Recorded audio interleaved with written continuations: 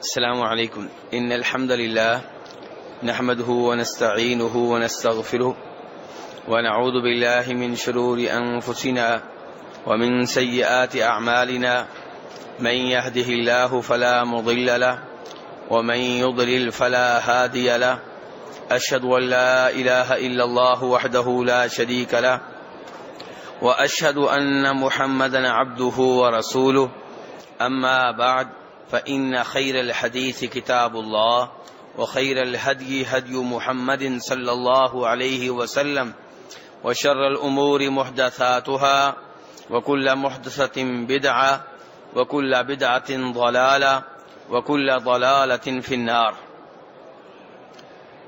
سورہ حجرات کی تفسیر اس کے اوپر آج کل درس ہو رہے ہیں۔ آج آیت نمبر 9 اور 10 کی تفسیر آپ کے سامنے رکھنے کی کوشش کروں گا۔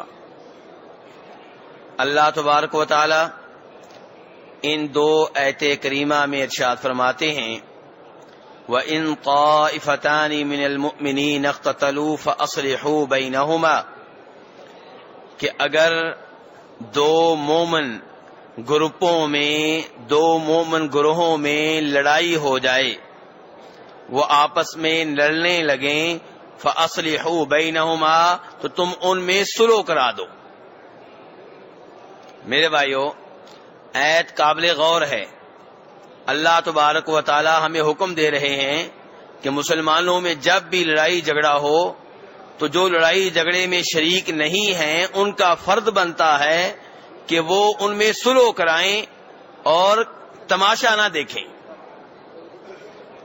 تماشا دیکھنے کی بھی اجازت نہیں ہے اور لڑائی کو مزید شدت کی طرف لانے کی بھی اجازت نہیں ہے کہ آپ ادھر کی باتیں ادھر پہنچائیں، ادھر کی باتیں ادھر پہنچائیں تاکہ یہ مزید لڑیں۔ نہیں، آپ کے مسلمان بھائی ہیں، کلمہ پڑھنے والے ہیں۔ اور یہاں پہ عجیب بات یہ ہے کہ اللہ تبارک و تعالی نے یہ بھی ذکر کیا کہ وہ لڑ رہے ہیں، پھر بھی کہا کہ یہ مومن ہے، یعنی کہ لڑنے سے وہ کافر نہیں ہو گئے۔ مسلمان کا مسلمان سے لڑنا گناہ ہے، کبیرہ گناہ ہے، بڑا گناہ ہے، لیکن کفر نہیں ہے۔ مسلمان جب مسلمان سے لڑتا ہے، اس کے اوپر تلوار چلاتا ہے، اس کا خون بہاتا ہے، اسے مارتا پیٹتا ہے، گناہ کر رہا ہے، کبیرہ گناہ کر رہا ہے، لیکن اس سے کافر نہیں ہوا۔ اسی لیے اللہ نے کہا ہے وَإِن طَائِفَتَانِ مِنَ الْمُؤْمِنِينَ اقْتَتَلُوا فَأَصْلِحُوا بَيْنَهُمَا، کہ اگر دو مومن گروہوں میں لڑائی ہو جائے تو ان میں صلح کرا دو۔ مسلمان جب آپس میں لڑنے کی وجہ سے کافر نہیں ہوتے بلکہ مسلمان ہی رہتے ہیں۔ اس کی تائید ایک حدیث سے بھی ہوتی ہے۔ اس حدیث کو امام بخاری رحمہ اللہ اپنی صحیح میں لے کر آئے ہیں۔ فرماتے ہیں جناب ابو بکر رضی اللہ تعالی عنہ کہ نبی علیہ الصلوۃ والسلام خطبہ ارشاد فرما رہے تھے۔ کس مسجد میں؟ جس میں آپ بیٹھے ہوئے ہیں، اسی مسجد میں خطبہ ارشاد فرما رہے تھے، اور آپ کی ایک جانب آپ کے نواسے جناب حسن ابن علی رضی اللہ تعالی عنہ تھے۔ آپ کبھی اپنے نواسے کی طرف دیکھتے، کبھی لوگوں کی طرف دیکھتے، اور پھر فرمایا آپ صلی اللہ علیہ وسلم نے ان ابنی ھذا سید، میرا یہ بیٹا سردار ہے، میرا یہ بیٹا سردار ہے، وَلَعَلَّ اللَّهَ أَن يُصْلِحَ بِهِ بَيْنَ فِئَتَيْنِ عَظِيمَتَيْنِ مِنَ الْمُسْلِمِينَ، اور امید ہے کہ اللہ تبارک و تعالی اس کے ذریعے دو مسلمان گروہوں میں صلح کرائے گا۔ نبی علیہ السلام نے کیا کہا کہ جناب حسن کے ذریعے صلح ہوگی، کن کے مابین؟ دو مسلمان گروہوں کے مابین۔ اور آپ علیہ الصلوۃ والسلام کی یہ پشین گوئی اس وقت سچی ثابت ہوئی جب جناب حسن رضی اللہ تعالی عنہ اپنے والد محترم جناب علی رضی اللہ عنہ کے فوت ہو جانے کے بعد اپنے باپ کے لشکر کے امیر بنے، خلیفہ مقرر ہوئے، لیکن 6 ماہ کے بعد انہوں نے جناب امیر معاویہ کے حق میں دستبرداری کا اعلان کر دیا کہ میں اقتدار آپ کو دیتا ہوں، امارت کی ذمہ داریاں، خلافت کی ذمہ داریاں آپ سنبھالیں، میں امیر نہیں بنوں گا، میں خلیفہ نہیں رہوں گا۔ اس سے جناب علی کے گروہ اور جناب امیر معاویہ کے گروہ میں صلح ہو گئی، شامیوں اور عراقیوں کے گروہ میں صلح ہو گئی۔ جناب امیر معاویہ کا گروہ شام کا تھا، جناب علی کا گروہ عراق کا تھا، آپس میں غلط فہمیاں پیدا ہو گئیں، لڑائیاں ہوئیں، قتل و غارت بھی ہوئی۔ بہت عظیم لوگ تھے وہ، لیکن تھے بشر، تھے انسان، تو اس لیے ان میں لڑائیاں ہو گئیں۔ اب جناب حسن کے ذریعے یہ دو گروہ ایک ہو گئے، اور نبی علیہ الصلوۃ والسلام نے کیا فرمایا تھا کہ جناب حسن کے ذریعے صلح کن کے مابین ہوگی؟ مسلمانوں اور کافروں کے مابین، یا دونوں مسلمان ہوں گے؟ اس سے یہ بھی پتا چلا کہ جناب امیر معاویہ اور ان کے ساتھی بھی مسلمان، جناب علی اور ان کے ساتھی بھی مسلمان، اور اس میں کوئی شک و شبہ نہیں ہے کہ جناب علی رضی اللہ تعالی عنہ حق کے زیادہ قریب تھے جناب امیر معاویہ کے مقابلے میں، لیکن غلط فہمیاں پیدا ہو گئیں۔ جناب امیر معاویہ کہتے تھے کہ میں جناب عثمان ابن عفان رضی اللہ عنہ کا رشتہ دار ہوں، انہیں مظلومانہ شہید کیا گیا ہے، اور ان کے قاتل جناب علی کے گروہ میں شامل ہو چکے ہیں، وہ میرے حوالے کیے جائیں، میں جناب علی کے ہاتھ پہ بیعت کر لوں گا۔ جناب علی کہتے تھے حالات اچھے نہیں ہیں، پہلے امیر معاویہ میرے ہاتھ پہ بیعت کریں، بعد میں وقت مناسب جب آئے گا ان قاتلوں کو پکڑوں گا۔ یہاں سے غلط فہمیاں بڑھی اور بڑھتی چلی گئی، لیکن کہنا یہ چاہتا ہوں کہ جناب علی کا گروہ وہ بھی مسلمان، جناب امیر معاویہ کا گروہ وہ بھی مسلمان، اور مجھے افسوس سے کہنا پڑتا ہے آج کئی ایسے لوگ پیدا ہو چکے ہیں جو جناب علی اور امیر معاویہ کے جھگڑوں میں جج بننے کی کوشش کرتے ہیں، اور جب آپ جج بنیں گے ماں اور باپ کے جھگڑوں میں تو کیا ہوگا؟ باپ کو غلط کہیں گے تو یہ بھی گستاخی ہے، ماں کو غلط کہیں گے تو یہ بھی گستاخی ہے۔ ماں باپ کے درمیان صلح تو کرائی جا سکتی ہے، جج نہیں بنا جا سکتا۔ غلطیاں نکالنا ان کی، انہیں برا بلا کہنا، یہ آپ کو زیب نہیں دیتا۔ جناب علی، جناب امیر معاویہ دونوں عظیم المقام، عظیم الشان صحابی ہیں۔ بہت سے لوگوں نے ان کے درمیان جج بننے کی کوشش کی کہ میں فیصلہ کروں گا آج اس زمانے میں کہ ان میں سے کون حق میں تھا، کون غلط تھا۔ ان کا کوئی نقصان نہیں کر سکے، کیا ہے تو نقصان اپنا کیا ہے۔ جب آپ کسی صحابی کو برا بلا کہیں گے تو آپ اپنے رب کو ناراض کرنے کی کوشش کر رہے ہیں، کیونکہ رب کا اعلان ہے کہ میں ان سے راضی ہو چکا، رضی اللہ عنہم ورضوا عنہم۔ بطور بشر چھوٹی موٹی غلطیاں ان سے ہوئی ہیں، لیکن نبی علیہ الصلوۃ والسلام کی صحبت میں رہنا، آپ کا ساتھ دینا، آپ کے ساتھ رہتے ہوئے اللہ کی راہ میں قربانیاں دینا، یہ ان کے عظیم کارنامے ہیں جن کے سامنے یہ چھوٹی موٹی کوتاہیوں کی کوئی اہمیت نہیں ہے۔ اور ویسے بھی کسی سے چھوٹی موٹی کوتاہی ہو جائے، اللہ سے معافی مانگ لے، تو اللہ اگر مجھے اور آپ کو معاف کرنے والا ہے تو ان کو معاف کرنے والا کیوں نہیں ہے؟ اپنی باری آتی ہے تو کہتے ہیں جی اللہ غفور الرحیم ہے، تو کیا نعوذ باللہ صحابہ کرام کی باری اللہ غفور الرحیم نہیں ہے؟ ان کے لیے اور زیادہ غفور الرحیم ہے۔ تو اس لیے میرے بھائیوں، محبت کرنی چاہیے تمام صحابہ کرام سے۔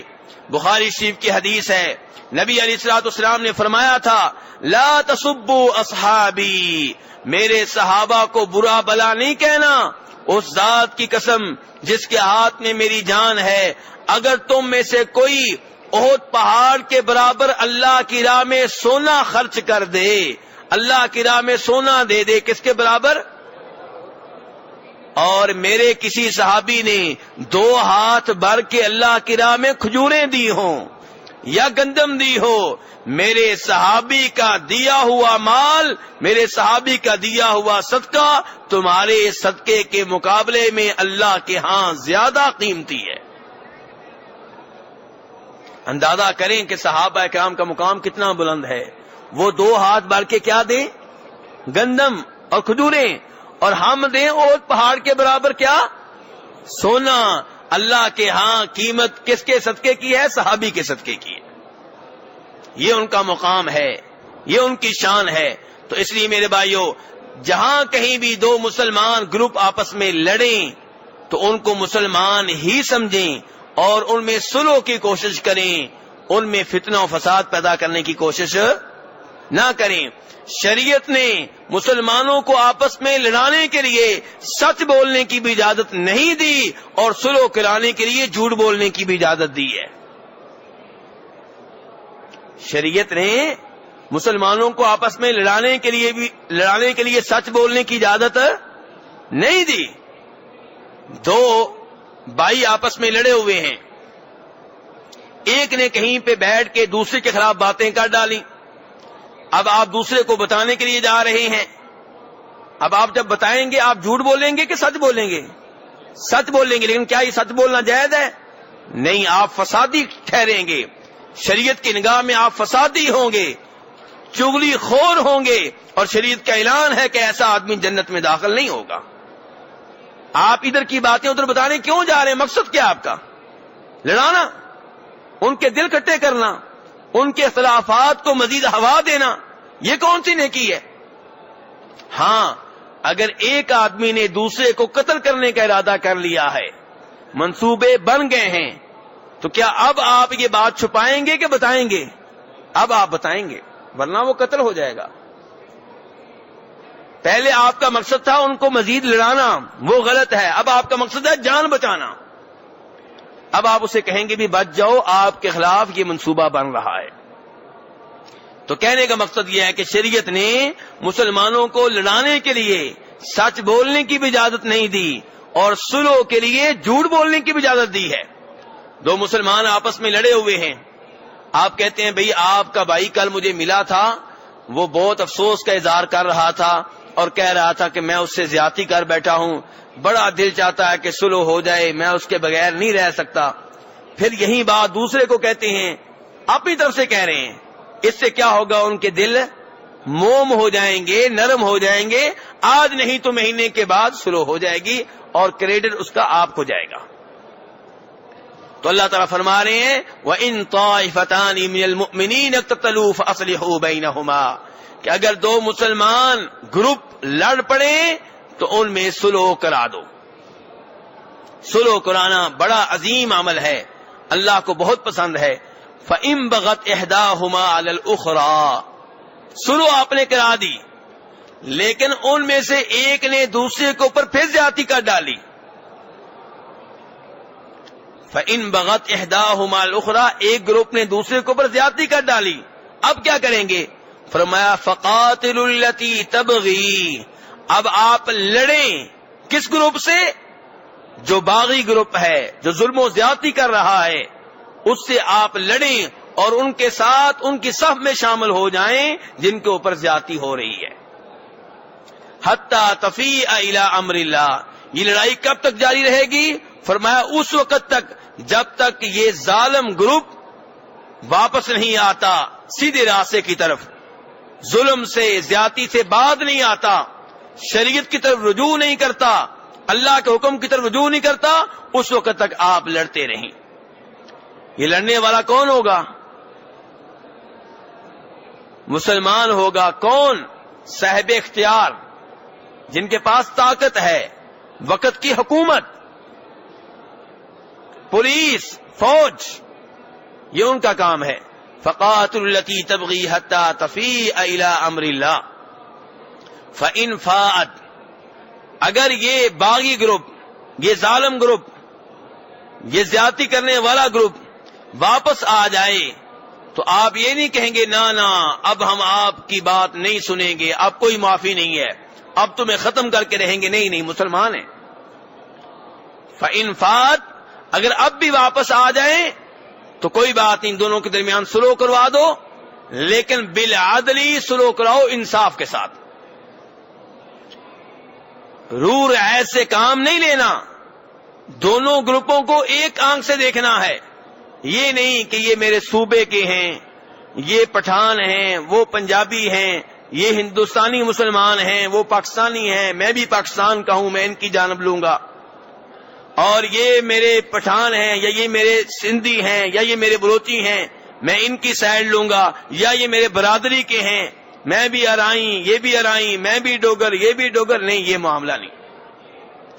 فَأَصْلِحُوا بَيْنَهُمَا بِالْعَدْلِ، صلح کرانی ہے انصاف کے ساتھ۔ اللہ تبارک و تعالیٰ سے ڈر کر فرمایا وَأَقْسِطُوا، انصاف کرتے رہا کرو، ان اللہ یحب المقسطین، اللہ کو محبت کن سے ہے؟ انصاف کرنے والوں سے۔ اللہ کو محبت کن سے ہے؟ اگر آپ انصاف نہیں کریں گے، کسی ایک گروپ کی سائیڈ لیں گے، آپ کو معلوم ہے کہ زیادتی ان کی ہے، پھر بھی آپ ان کی سائیڈ لے رہے ہیں، تو آپ اللہ تبارک و تعالیٰ کی محبت سے محروم ہو سکتے ہیں، کیونکہ اللہ محبت ظالموں سے نہیں کرتا، اللہ محبت انصاف کرنے والوں سے کرتا ہے۔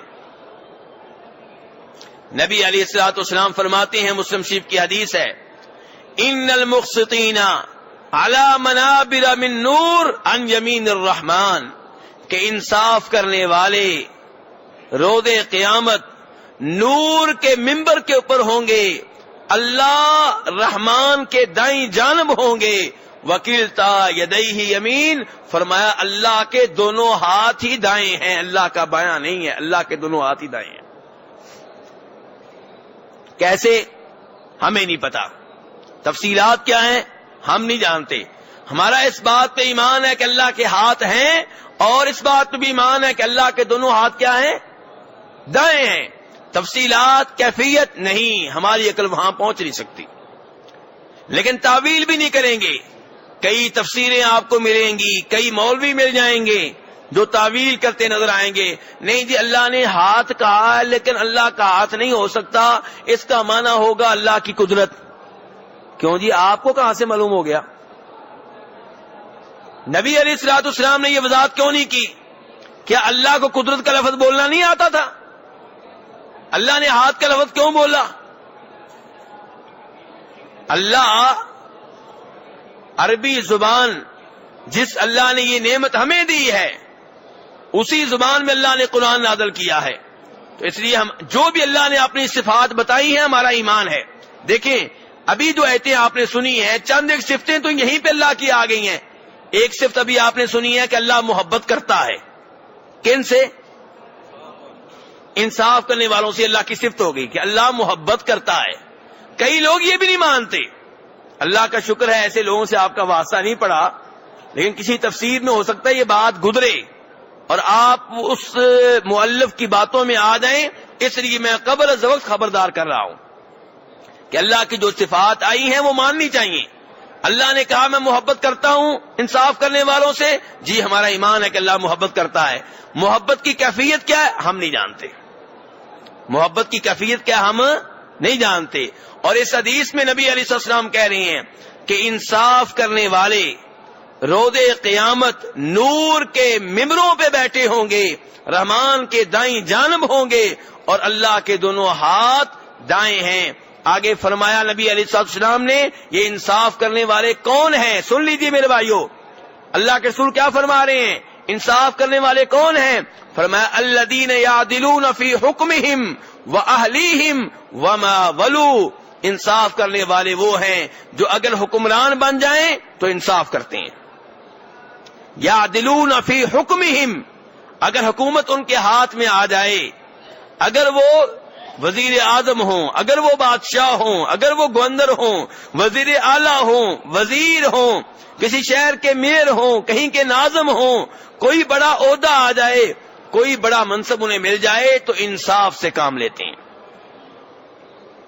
یہ نہیں کہ اگر بجلی کے محکمے میں ہیں تو ان کو پہلے بجلی ملے گی، کیوں؟ یہ میرے سسرال کا گاؤں ہے، یہ میرے بھائی کا گاؤں ہے۔ نہیں، انصاف سے درخواست پہلے کنہوں نے دی؟ حکومت نے جو ترجیحات طے کی ہیں ان کے لحاظ سے پہلے نمبر کن کا بنتا ہے؟ آپ کو کوئی بھی ذمہ داری دی گئی ہے، کسی بھی جگہ پہ ہے، انصاف سے کام لیں۔ الذین یعدلون فی حکمہم واہلیہم، فرمایا اپنے گھر والوں کے معاملے میں بھی انصاف کرتے ہیں. اگر 2 بیویاں ہیں تو ان میں انصاف کرتے ہیں، 2 بیٹیاں ہیں تو ان میں انصاف کرتے ہیں، 4 بیٹے ہیں تو ان میں انصاف کرتے ہیں. عہدہ ملے تو وہاں بھی انصاف، گھر میں بھی انصاف. وما ولو، بلکہ انہیں کوئی بھی ذمہ داری دے دی جائے جدھر وہ رہتے ہیں وہاں پہ انصاف کرتے ہیں.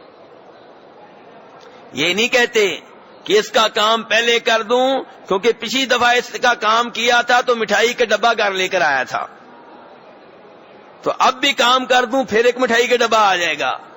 نہیں میرے بھائی، یہ انصاف نہیں ہے.